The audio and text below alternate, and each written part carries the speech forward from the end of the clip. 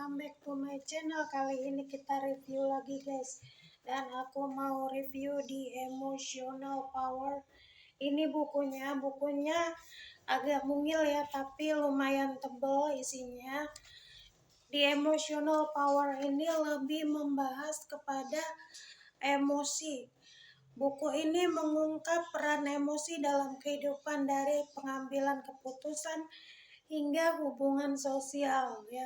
Dengan pendekatan sederhana dan praktis, diajak memahami otak emosional, mengelola stres dan amarah, serta meningkatkan kecerdasan sosial untuk mencapai keseimbangan dan kesuksesan hidup. Oke, bagaimana bisa sukses dengan kecerdasan emosi? Karena di zaman sekarang, di era sekarang itu ya, kita nggak hanya butuh IQ, yaitu jago matematika, jago pelajaran-pelajaran sains, nggak seperti itu guys. Karena IQ kalau mau sukses harus dibarengi juga dengan EQ, SQ, dan standar-standar kecerdasan yang lain. Salah satunya adalah EQ ya, emotional quotient, itu standar kecerdasan emosi. Karena ini dibutuhkan banget loh, dibutuhkan banget di dalam era global sekarang ini, kecerdasan emosi ya. Seseorang itu pinter tapi dia tidak bisa mengelola emosinya, misalnya cepat marah atau cepat putus asa. Seperti itu guys, itu pasti ada dampak negatifnya dari sifat-sifat yang tidak cerdas seperti itu. Oke, mari kita bahas mengenai isi buku ini ya. Apa itu emosi? Nah, kita bahas di sini ada apa itu emosi. Aku bacain sih dari halaman 6, jadi masih halaman-halaman awal. Emosi seringkali menjadi topik yang membingungkan. Bahkan para psikolog dan filsuf telah berdebat tentang artinya selama lebih dari 1 abad.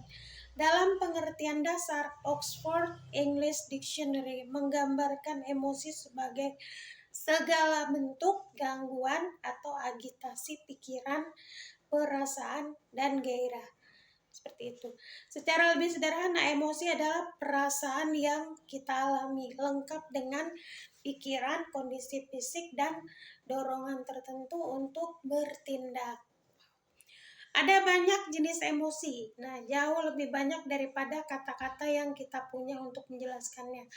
Para ahli masih berdebat tentang emosi apa yang bisa disebut sebagai dasar atau primer.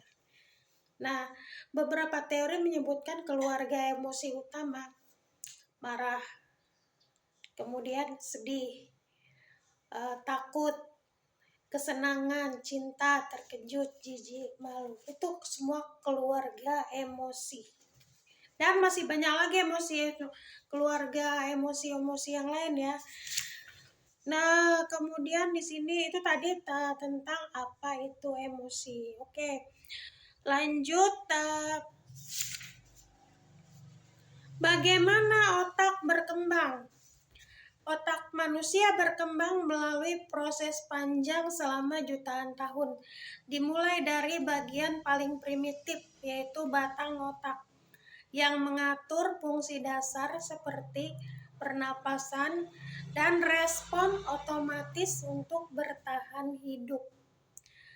Dari batang otak ini evolusi menghasilkan pusat emosi otak yang mengatur perasaan seperti hasrat, amarah, dan cinta. Pusat ini juga membawa kemampuan belajar dan mengingat, memungkinkan manusia merespon situasi lebih cerdas dibanding hanya dengan reaksi otomatis. Seperti itu ya guys ya. Jadi ada batang otak namanya. Batang otak itu menimbulkan emosi otak, mengatur perasaan seperti hasrat, amarah, dan cinta. Begitu, seperti itu ya mengenai berkembangnya otak.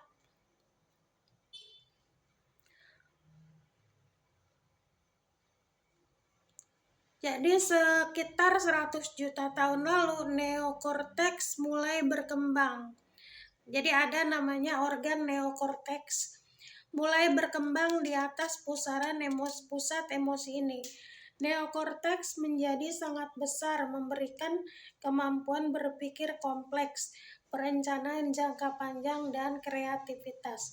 Neokorteks juga menambah dimensi baru pada emosi, seperti rasa kasih sayang dan ikatan antara orang tua dan anak yang penting untuk perkembangan manusia. Wih, ini baru bab 1 ya. Baru bab 1 aja udah semenarik itu. Dan masih banyak bab lain yang bisa kita bahas nanti ya. Setiap hari aku akan bahas buku. Jadi aku di sini bukan hanya konten memasak, tapi aku juga sharing buku-buku yang aku punya tentunya ya, sharing buku-buku karena aku punya buku-buku menarik guys gitu. Terus selain konten sharing buku, aku juga nanti kalau ada waktu sharing mukbang juga. Oke, sekian dulu untuk video kali ini. Jangan lupa untuk di like, komen, dan share ya, share ke semua media sosial kalian ya. Bantu channel ini berkembang.